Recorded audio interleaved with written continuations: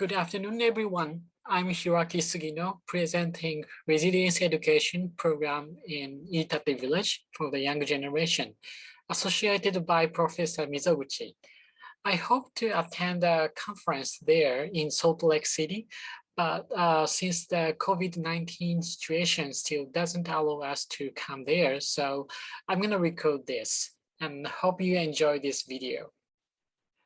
Let me start with the background of our project. Rural areas are important for primarily industries in Japan, of course, in its history and future development. However, there was huge changes in the situation after the nuclear disaster in 2011. Now there are needs for agricultural revitalization in the disaster area, but also there is an opportunity to rethink about the resilience fostering of agriculture and rural areas in Japan.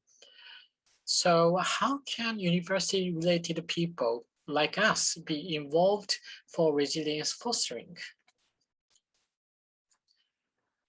Creating and sharing knowledge in agricultural science to overcome radioactive contamination is not enough. Also, it is needed to provide opportunities for next generation people outside the disaster area to interact with local residents and to share hopes and visions by thinking about the future together after letting them to see the actual situation on the field. So to realize this, we are now conducting one project named Education and Research Program for passing on resilience knowledge to future generations in Iitate Village. So this is our field, Iitate Village. Once all villagers were forced to move out from the village, but the evacuation order was lifted on March 31st in 2017, except for the difficult to return area, which is named Nagadoro here, meshed in red. The number of residents in the village, as far as I know, in 2018 survey, it was almost 937. And in 2018, March 5th, we got a collaborative agreement between Iitate Village and the Graduate School of Agriculture and Life Sciences, our affiliation. Original villages were out of the village. Agricultural lands were used for the place of flexible bags filled with contaminated soil. But now most of them are removed and only sand piles are left. Also, wild animals are beginning to expand their living space due to the lack of human presence.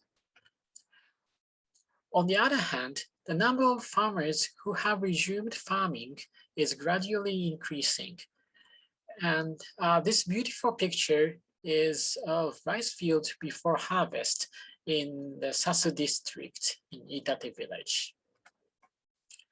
In the field, Iitate Village, what we implement there is a hybrid project of education and research. This is a figure expressing the interaction of education and research programs. In the education program, we conduct FPBL program and workshop. I'm going to explain this term FPBL as a keyword later. Also, we conduct survey of changes in awareness over time through the program. In research program, we have done study on cesium absorption by crops and also tailor-made compost making experiment and wild animal monitoring system using aurora radio waves. So what is FPBL? Maybe some of you have heard of PBL before. PBL is a learning theory proposed by John Dean, and it's the program and its process for learning to solve complex questions and hypotheses about the real world as a project. There are so many previous studies reporting positive effect on education. Therefore, we are now proposing and practicing this kind of learning program as FPBL. F stands for field or field-based. So, which is a learning program that combines PBL with a field-based approach. This FPBL idea has been fostered in the history of the research activities Professor Mizuguchi has been continuing since 2011. He implemented a field trip for students and witnessed the change in students' awareness or consciousness before and then after the field visit. And he thought in order to revive agriculture in Iitate village, it is necessary to educate a young generation or next generation to take on the challenges of creating a new type of Japanese agriculture, despite the disadvantages of being once in a radioactive contaminated area. Then from 2018, we started the first phase of Resilience Knowledge Project. This project funded by the Fukushima Innovation Course Initiative. In total, 134 participants are in the project, and also the total number of participated universities or high schools are 11. In research side, we have done soil surveys or air dust rate surveys. And also in the education side, we have conducted workshops and also let the participants experience agricultural activities in the field. Also in February of 2020, we conducted an international workshop with guests from other countries. That was just before the COVID-19 pandemic started in Tokyo, so we are so lucky. Finally, now we are in the second phase of Resilience Knowledge Project from this year. In research side, now we are focusing on tailor-made compost making experiment and remote monitoring system for wild animals. In education side, due to the COVID-19 quarantine situation in Tokyo, we created a web-based system for village university collaboration platform. Also, we had a lot of chances for opinion exchange meeting with the villages online. So throughout the program, how participants changed their viewpoints or consciousness. We conducted two-time questionnaire survey, which participants are asked to answer before and after participating in the tour or workshop so that we can compare the results.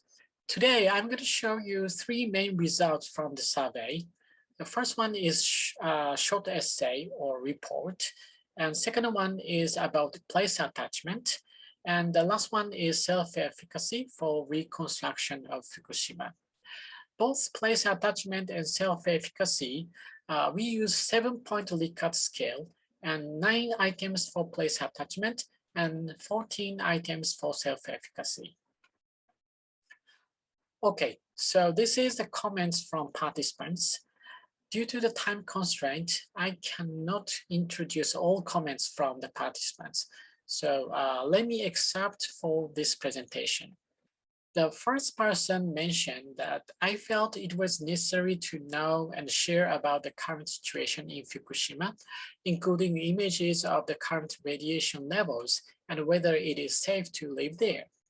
The second person's one is about the needs to look for relationship of mutual support that goes beyond the relationship between supporters and recipients. The third one is about the opinion from the outsider.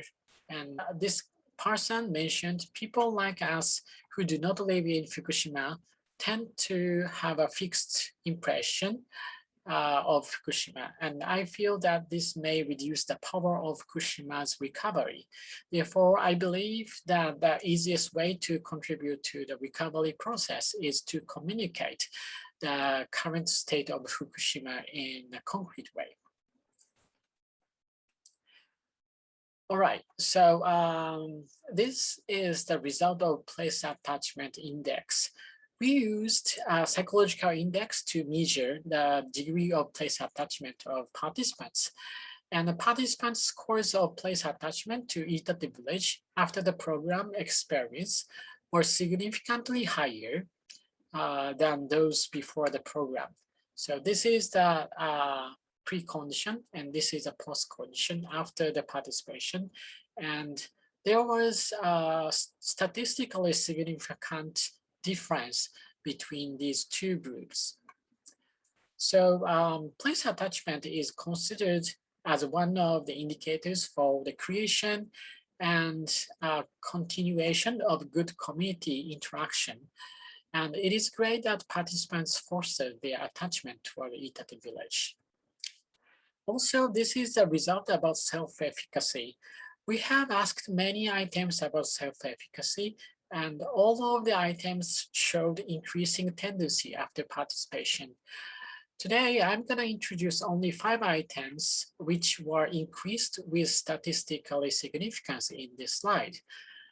In this figure, a pink bar shows the average points of self-efficacy before participation, and blue one shows the of after participation.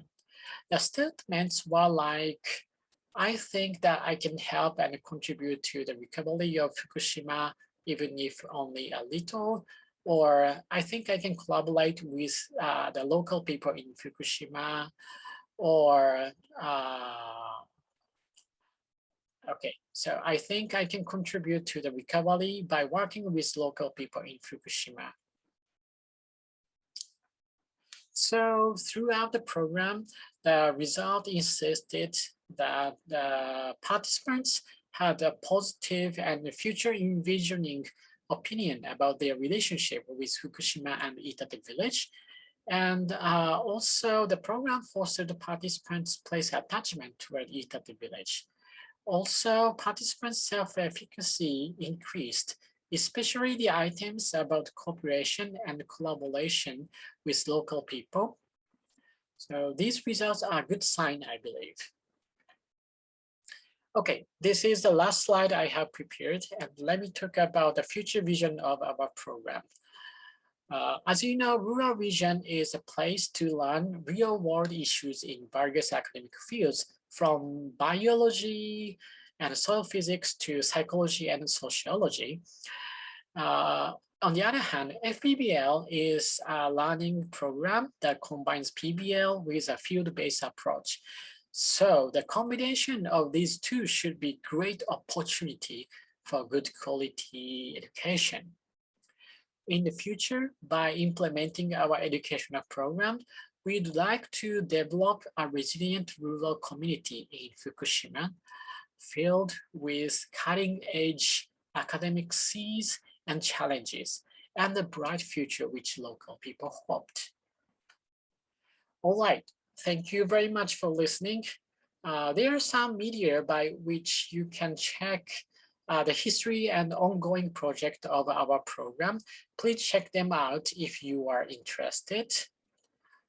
Also, if you'd like to ask me something about my presentation, please feel free to send me an email by this address. Anytime, any questions are welcome. Okay, so I hope to see you soon.